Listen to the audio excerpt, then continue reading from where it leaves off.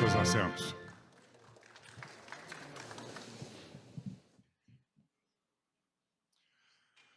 Para uso da palavra, o presidente do Instituto Nacional do Seguro Social, José Carlos Oliveira.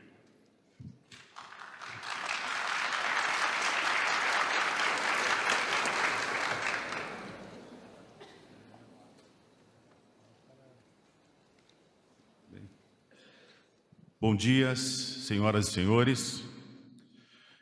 Eu cumprimento a mesa, cumprimento o nosso excelentíssimo ministro de Estado, Onyx Lorenzoni, em nome dele, todos os ministros aqui presentes, o nosso excelentíssimo presidente da República, em que eu tenho pela primeira vez a honra de conhecê-lo pessoalmente, em que pese ser um admirador, como cidadão brasileiro e como servidor público que sou há 37 anos e conheço bem o significado da palavra servidor público e sempre a exerci com todo o amor e carinho. Sou apaixonado pelo INSS, falaram que eu tenho 5 minutos para falar e para falar do INSS, que é uma autarquia tão importante e tão presente na vida da sociedade brasileira, porque tenho certeza de todos nós que aqui estamos, nas nossas famílias, uma pessoa ou outra tem uma necessidade no INSS. Então, o INSS é, sim, uma autarquia de extrema importância na estrutura do Estado brasileiro. Eu recebi o convite para ser presidente do INSS e no dia em que recebi, fiquei sem fala, com a voz embargada, mas, claro, um sonho realizado depois de 37 anos de serviço. Trabalhei praticamente a minha vida inteira em São Paulo, fui superintendente do INSS em São Paulo, que é um país dentro do Brasil.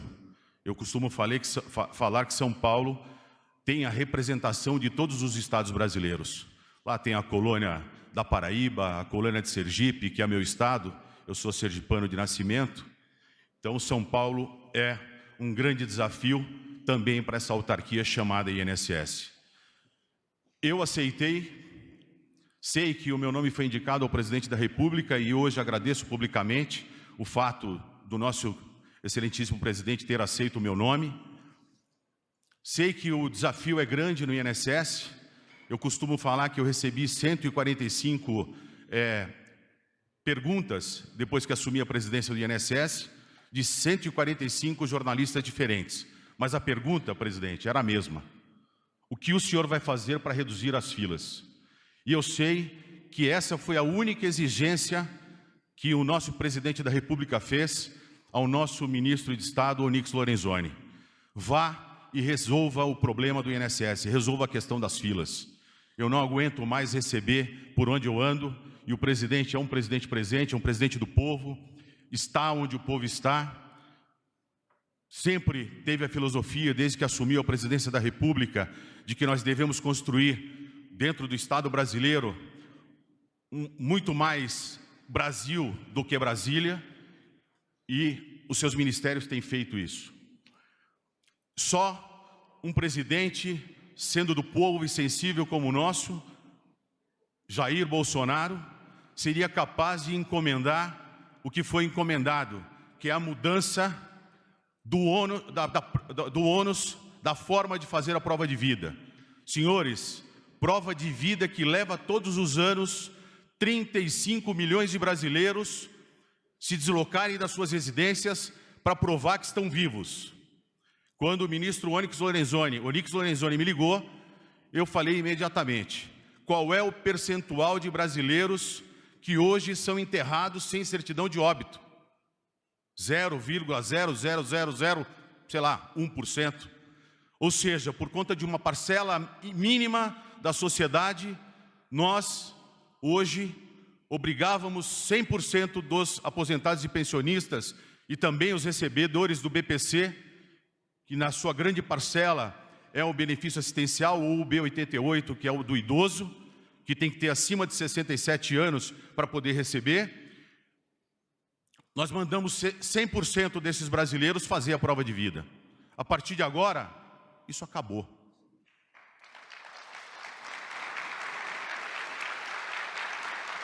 graças à sensibilidade e à espiritualidade do nosso presidente da República e do nosso ministro de Estado e, é claro, da nossa equipe, tanto da Secretaria de Previdência, como da Secretaria Executiva do Ministério, do nosso INSS, todos os servidores daqui da direção central estão aqui comigo hoje, os nossos diretores, que eu agradeço de coração tudo que vocês têm feito. Quase todos eles são servidores de carreira e, portanto, eles têm bastante claro nas suas cabeças aquilo que nós devemos fazer para entregar à sociedade aquilo que é direito dela e nossa obrigação de fazer. Então, alguns pontos importantes. Então, como eu falei, a partir de agora, a obrigação de fazer a prova de vida é nossa, do INSS. Como faremos? Com todas as bases de dados de todos os órgãos de governo. Se o cidadão renovou um passaporte, se o cidadão tirou uma carteira de identidade ou renovou uma carteira de identidade, se o cidadão votou e de 2 em 2 anos ele vota, se o cidadão fez uma transferência de imóvel, se o cidadão fez uma transferência de veículo, se o cidadão fez uma operação, inclusive na iniciativa privada, nós vamos aceitar isso como prova de vida. Nós faremos a busca dessas bases, tanto dos governos federais, estaduais e municipais, e também de entidades privadas. Se caso nós não encontrarmos um movimento do cidadão em nenhuma dessas bases, mesmo assim o cidadão não vai precisar sair de casa para fazer a prova de vida. O INSS proverá meios com parcerias que fará para que o servidor, para que o correio, para que essa entidade parceira vá à residência e faça a captura biométrica na porta do segurado, para que o segurado não saia mais de sua residência. Um dos grandes problemas que nós temos nas nossas cidades é a mobilidade urbana. Inclusive a isso nós vamos colaborar com a mobilidade urbana, evitando que o cidadão saia de casa. Como eu falei, 36 milhões de brasileiros se deslocam para fazer a prova de vida anualmente. Desses 36 milhões, mais ou menos 5 milhões têm acima de 80 anos. Um absurdo. Eu peço uma salva de palmas ao nosso presidente da República, que teve a sensibilidade de permitir que isso fosse possível. É um sonho realizado nosso, é um sonho realizado meu, como servidor do INSS e de muitos outros servidores que lá estão, trabalhando para a nossa pátria. Muito obrigado.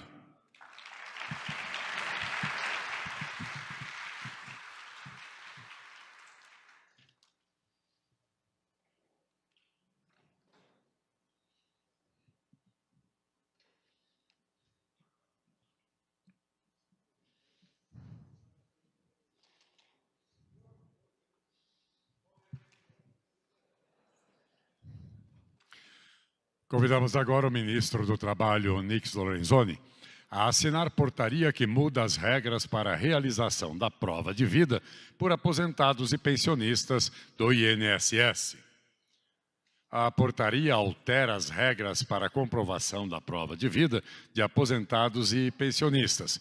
O INSS vai realizar doravante a verificação de forma proativa por meio do cruzamento de informações de diversas bases de dados.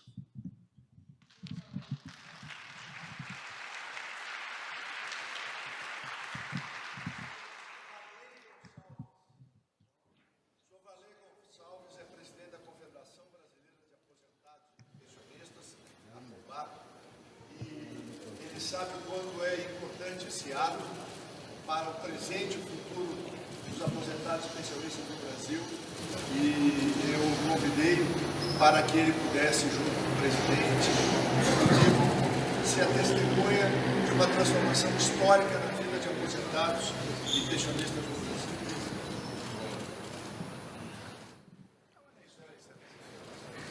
Já foi. Agora vamos aqui, a última imagem.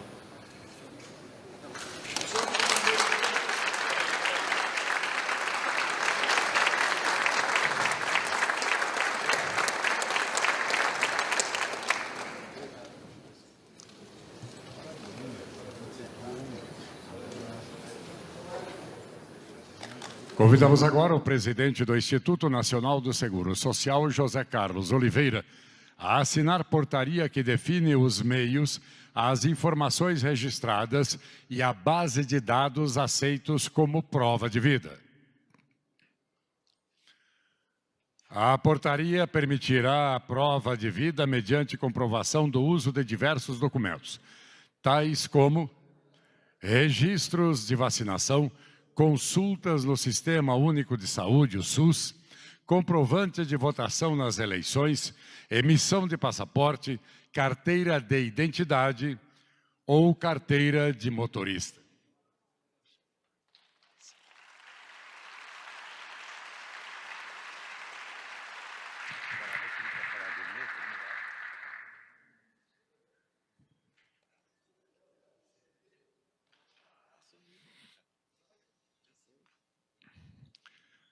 Ouviremos agora o ministro do Trabalho e Previdência, Onyx Lorenzoni.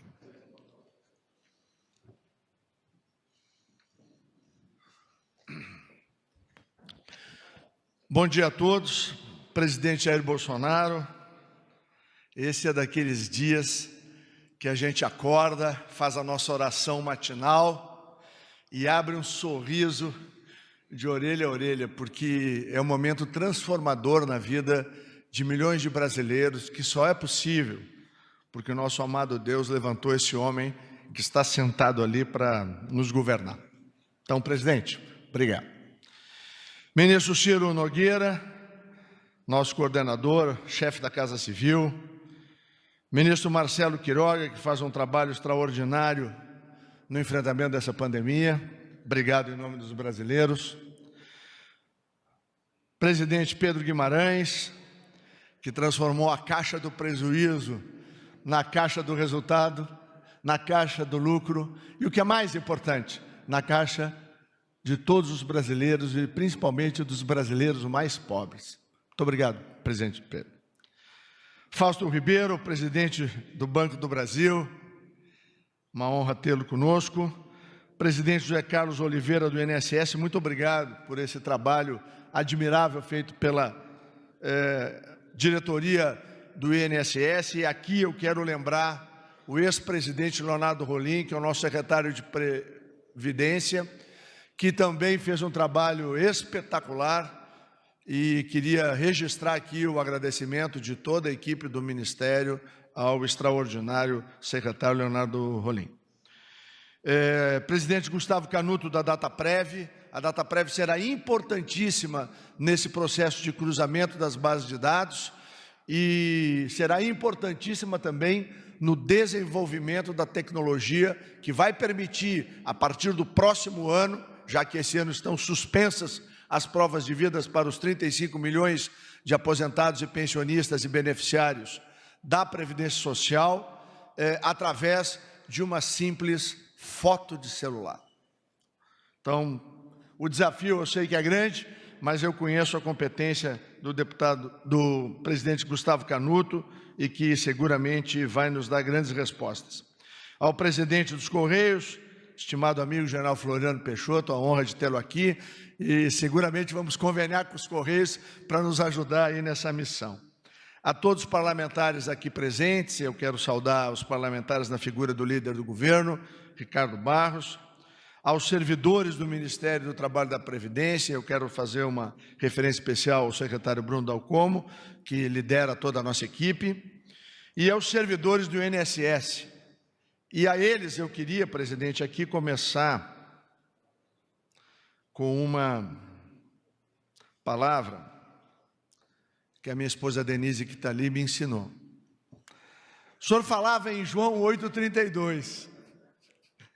E eu quero falar aqui nesse momento, para nossa reflexão, e o senador Magno Malta sabe do que eu vou falar agora, o João 3,17. Se alguém tiver recursos materiais e vendo seu irmão em necessidade, não se compadecer dele, como pode permanecer nele o amor de Deus? O INSS, durante muitos e muitos anos, foi um órgão muito atacado. Ministro Bruno, parecia fácil atracar um órgão que tinha tantas e gigantescas responsabilidades. Durante anos, se exigiu que aposentados de 70, 80, às vezes 90 anos, ministra Tereza, saíssem de casa, às vezes de cadeira de rodas, ou numa maca, se utilizando de uma van ou de uma ambulância para ir até uma agência bancária ou para uma agência do INSS para fazer a tal prova de vida. Isso foi algo que transtornou a vida de milhões de brasileiros e brasileiras. Quando o presidente Bolsonaro nos colocou no ministério, ele nos deu duas tarefas: a tarefa de buscar e lutar com a nossa equipe técnica da área do trabalho para buscarmos cada vez mais espaços e empregos no Brasil que precisasse se recuperar da pandemia, daquela gente que mandava fechar tudo. E aí, secretário Bruno, nós chegamos a 2.730.000 empregos de carteira assinada, gerado no ano de pandemia.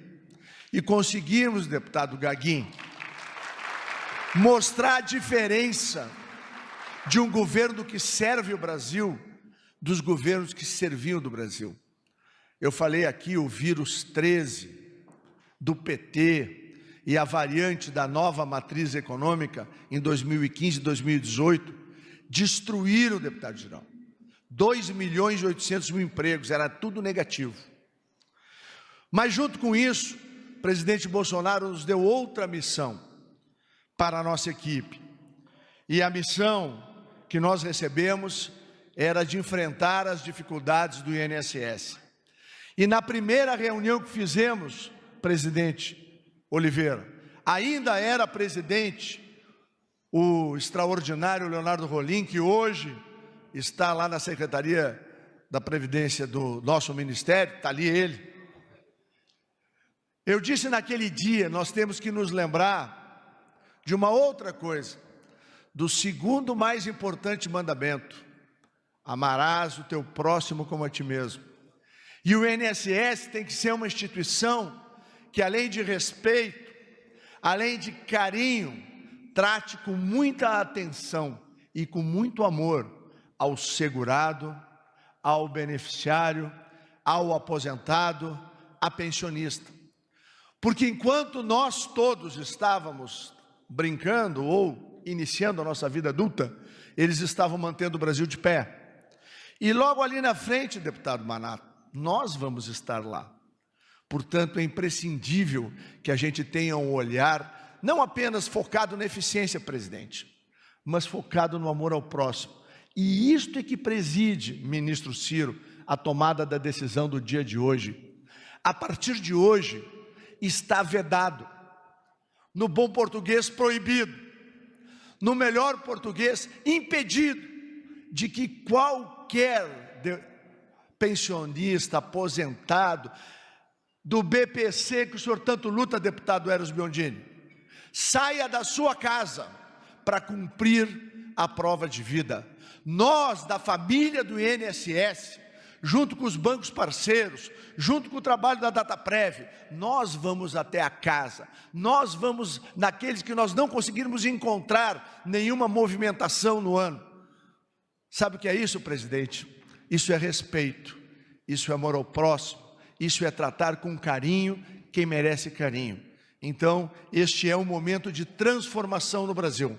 Durante anos, ministro Gilson, milhões e milhões de pessoas tinham que se deslocar para fazer algo que, graças à visão do presidente Oliveira, à visão do secretário Rolim e à equipe do Ministério do Trabalho e da Previdência, a partir do dia de hoje acabou. A prova de vida é responsabilidade nossa, é responsabilidade de quem tem que prestar bons serviços ao Brasil. E aí eu lembro, presidente, que nas reuniões ministeriais o senhor começa agradecendo a Deus pela sua vida, depois agradecendo a Deus pela oportunidade que nós temos, e do ministro Canuto, que hoje está na Dataprev, a Tereza Cristina, todos nós, ministro Fábio, sabemos que a nossa missão é servir o Brasil, é levar o Brasil ao patamar das nações mais desenvolvidas do mundo. E foi isso que fez com que humildade e trabalho nós pudéssemos provocar positivamente ao CDE, que nessa semana convida, ministro Bruno Bianco, o Brasil a abrir discussões para ser o próximo membro da OCDE. Às vezes me pergunto por quê. Sabe por quê, presidente? Os países da OCDE são os que têm a melhor governança, a mais transparente e a que mais valoriza e respeita a sua cidadania. No passado, os brasileiros eram explorados por uma ideologia terrível que desviava dinheiro de bancos, de estatais, para financiar um projeto de poder. Desde que Deus o colocou no poder, o presidente Jair Bolsonaro, com o apoio de 57 milhões de brasileiros, há um novo tempo no Brasil. O tempo de servir, o tempo de amar e de reafirmar que a nossa bandeira hoje e sempre será sempre verde e amarela. Obrigado.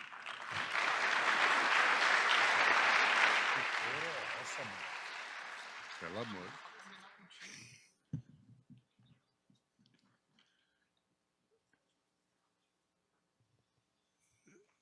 Com a palavra, o presidente da República, Jair Bolsonaro.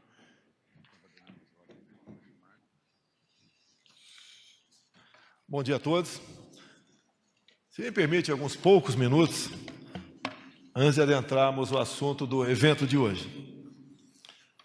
Na semana estive em Itaboraí, com o presidente da Petrobras e seus diretores. E eu havia feito um pedido ao presidente da Petrobras, ele me atendeu, o que eu agradeço. 2 gerentes usaram da palavra. E, para ser bastante rápido, né, foi explanado ali como foi a Petrobras administrada de 2003 a 2016. Só vou tocar num item. Endividamento de 900 bilhões de reais, que vocês que botam combustível no carro pagam. Quase 1 trilhão de reais mal geridos ou desviados.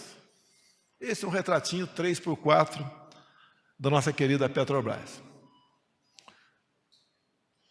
Também, há poucas semanas, o Pedro Guimarães da Caixa mostrou desvios ou prejuízos com a Caixa, nesse período vermelho da República. 45 bilhões desviados. Na semana passada, o presidente do BNDES, Gustavo Montesano, esteve numa live comigo, também mostrando como péssimas administrações ou desvios levaram prejuízo ao BNDES de 500 bilhões de reais. Eu quero toda semana mostrar alguma coisa. Tereza Cristina, amanhã eu quero mostrar um troco de pinga. 3,5 bilhões que foram para o espaço de uma estatal nossa em Minas Gerais. Que faz falta, falei Tereza Cristina, porque faz falta para o nosso agronegócio. Porque essa empresa, além do prejuízo, além de gastar mensalmente 1 milhão de reais para administrar os escombros, não produz nada para a agricultura. E nós somos refém de outros países, mostrando. Eu já pedi aos ministros, pedi aos secretários, que me abasteçam com essas informações, para nós mostrarmos o que aconteceu com o Brasil de 2003 a 2016. Quando se fala em cifras trilionárias, não se esqueça que o Tarcísio mexe com 8 bilhões apenas por ano. Acho que o Marinho, mais ou menos isso, 5 bilhões, levando água para o Nordeste, atendendo emergencialmente os nossos irmãos que sofrem com intempéries, como ontem tivemos em Francisco Morato. Imaginem esses recursos bem aplicados ou não desviados, como é que estaria o Brasil? Então, amanhã, uma estatal de apenas 3,5 bilhões de reais. A gente não dá valor para muita coisa, né? Não está aqui o Jorge Seife, pretendo trazer na próxima live, o que ele fez e está fazendo no tocante à pesca. Quanto nós temos evoluindo, ano após ano, com o pescado no Brasil.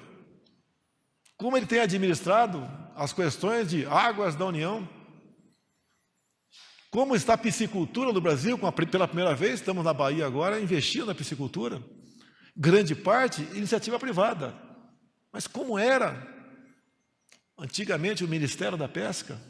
Como é a Secretaria da Pesca hoje em dia? Quero trazer também, vale a pena um evento aqui, trazer o presidente do Inmetro. Quando se fala em Inmetro, o pessoal lembra de 2003, tomada de 3 Pinos. Todo mundo sabe o que aconteceu. Um lucro bilionário para alguns do governo daquela época. E eu quero trazer agora aqui o tenente-coronel Gerson, formado pelo IME, do Exército Brasileiro, para falar sobre o Inmetro. Então, o Inmetro, lembra-se do tomada de 3 Pinos? Descobriu, ano passado, final do ano retrasado, que estava em gestação no Inmetro, algo mais devastador que a tomada de 3 Pinos. Queriam trocar o tacógrafo de 3 milhões de veículos. Queriam trocar o taxímetro de 500 mil carros de táxi no Brasil. Queriam trocar, botar um chip que já tinha descoberto que o chip era fraudável. Só tem uma coisa que não é fraudável no Brasil, tá, pessoal? Não fale nisso, por favor. Tá? Um chip fraudável de todas as bombas de combustível no Brasil. E depois, né, a gente começa a perceber, a gente não dá muito valor para as coisas, às vezes, né? Eu tive que estudar para saber o que era IFAM. Porque tem muito urubu querendo o IFAM, né? Queriam, né? Queriam. A questão do Inmetro, as diretorias, a capacidade que tem de criar dificuldade para vender facilidade. Tem gente honesta, entrou em qualquer lugar. E bastante, é a maioria. Mas tem alguns que dão a vida com a tremenda capacidade para ganhar 15 mil por mês. Vamos desconfiar. Implodimos o Inmetro. E eu quero trazer aqui o coronel Gerson, porque ele tem agora para apresentar aos senhores um novo marco regulatório do Inmetro, onde ele corta poderes de si mesmo. Ele agora, o seu Inmetro, está verdadeiramente alinhado com a indústria, comércio e consumidor. Não somos nós, governo, que vamos falar para a imprensa como deve ser feito. Vocês farão o que os consumidores, os empresários precisam, e não o que nós queremos. São revoluções fantásticas, que mostram que o Brasil tem mudado. Imaginem se não fosse a pandemia, como nós estaríamos voando no Brasil. E aquela velha história, desvios trilionários, e o Brasil não afunda. Tinha que estar lá no fundo do oceano, e não está. Se não fossem medidas tomadas pelo nosso governo, por secretários, por servidores que nos ajudam bastante, em 2019, teríamos sucumbido em 2020. Resistimos. Pelo primeiro governo que enfrenta um teto de gastos. No passado era mole, dá uma canetada, está tudo resolvido. Não, agora tem teto de gasto. Temos um limite para gastar.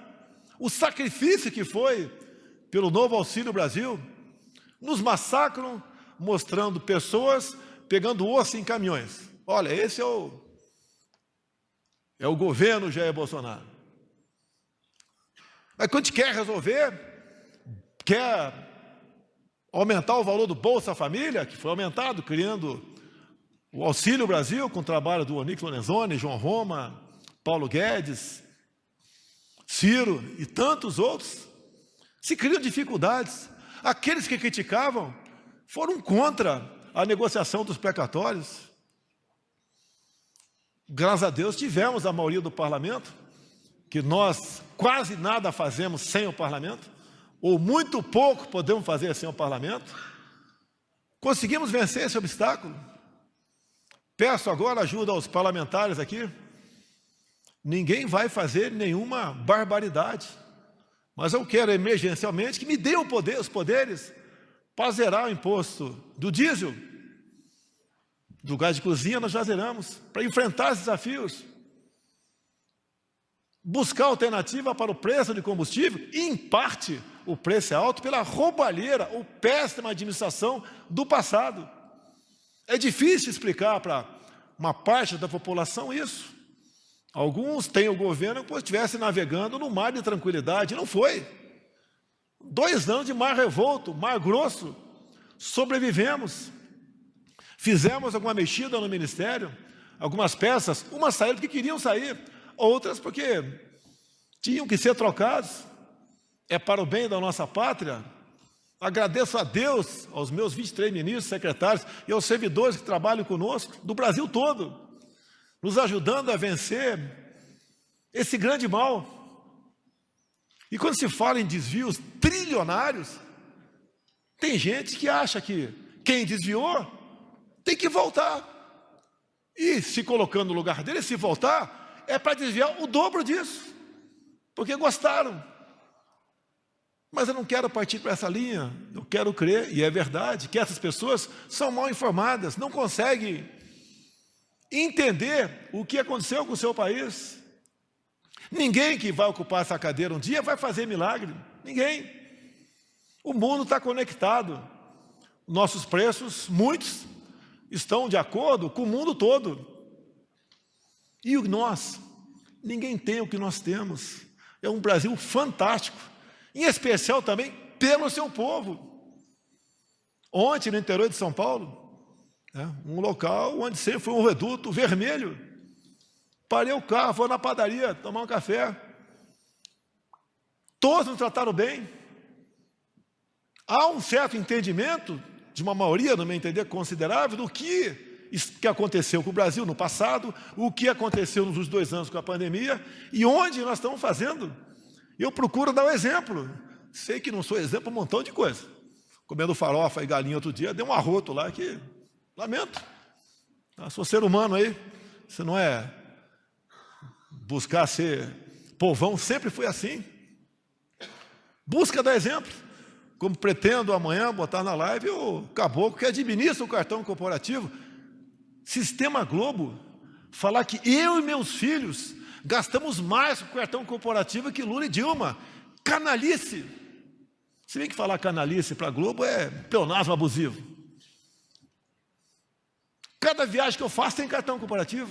O meu particular, que eu posso sacar até 24 mil por mês e não prestar conta, sabe quanto eu gastei ou saquei de janeiro de 2019 até agora? 0. Eu posso requerer a aposentadoria da Câmara de Parlamentar, que eu fiquei 28 anos lá dentro, e averbei mais 2 anos, dá 30 mil por mês. Não requeria para quê? Para dar exemplo. Não estou reclamando. Tem que dar exemplo. Depois que deixar a presidência, eu vou ter que ter uma aposentadoria. Mas eu entendo que uma missão de Deus não é para mim, é para todos vocês. E quem aceitou estar comigo, está nesse espírito, como está o Onix. Como está aqui, eu fiquei emocionado com as palavras eu não conhecia também, né? O José Carlos Oliveira, presidente do INSS, me disse agora aqui, acima de 80 anos são um pouco mais de 5 milhões de brasileiros. A gente tem que se colocar no lugar dos outros para sentir realmente como aquela pessoa está nos vendo. 80 anos é uma idade avançada. A minha mãe se foi há 2 semanas com 94 anos de idade. Pegar uma pessoa dessa, botar numa van, num carro de táxi, para fazer uma prova de vida, é um ato de desumanidade. Com o que esse governo já tem e já fez, em especial no campo aí da informática, da digitação, não precisa disso. Parabéns a todos do INSS, juntamente com o presidente Onix, tiveram essa visão. Para nós, pode não ser nada, mas para quem tem que botar um parente com essa idade, muitas vezes, ele tem problemas, outros faz hemodiálise, tem várias comorbidades. Isso é uma coisa enorme para eles. Não se pensava nisso no passado, rapidamente conversei com o Zé Carlos. Não se pensava. Muitas vezes se culpa a presidência para ser tratado como rei. Como poderia ser tratado como rei durante a pandemia, ficar lá no Palácio do Alvorada, desfrutando de tudo, lá tem tudo, se possa imaginar. E se não tiver, eu posso pedir que venha. Preferir estar na rua com o povo. O vírus mata? Mata. A guerra mata? Mata. Mas o general não pode ficar embaixo intocado, enquanto o cabo e soldado está brigando na frente. Vamos dar exemplo. Sempre agi dessa maneira, nada mudou a minha cabeça. Essa cadeira, para quem quer ser honesto, é o pior lugar do mundo. A satisfação é de estar prestando um serviço à sociedade. E aqui temos várias pessoas que colaboram conosco. Tem o Ricardo aqui, não quero falar mais na parlamentar, o Girão, tantos outros nos ajudam para não... Né? Tem aqui o Magno Malta, que infelizmente não conseguiu se eleger senador. Seria meu vice, ele resolveu não ser meu vice lá no passado. Nos ajuda bastante, mesmo sem mandato. Vocês, ministros, são pessoas fantásticas, imbuídos do mesmo espírito, da mesma vontade, servir a pátria. Não existe satisfação melhor do que aquela de servir a pátria, de ser bem recebido pela população. A gasolina R$7, diesel a 5, inflação nos gêneros alimentícios, Tereza Cristina, e o povo nos trata bem. Ninguém consegue imaginar isso. O que está acontecendo? É a certeza que o país tem uma porta de saída. Hoje em dia, as nossas cores nas ruas, no campo, na vara de bambu lá em cima, são as verde e amarela. É a volta do patriotismo, é a crença no seu país, é mostrar que, olha, para onde estava indo no tocante aos valores, nós mudamos isso. Quem não se lembra do PNDH3, Plano Nacional de Direitos Humanos 3, onde o capítulo mais importante era a desconstrução da heteronormatividade?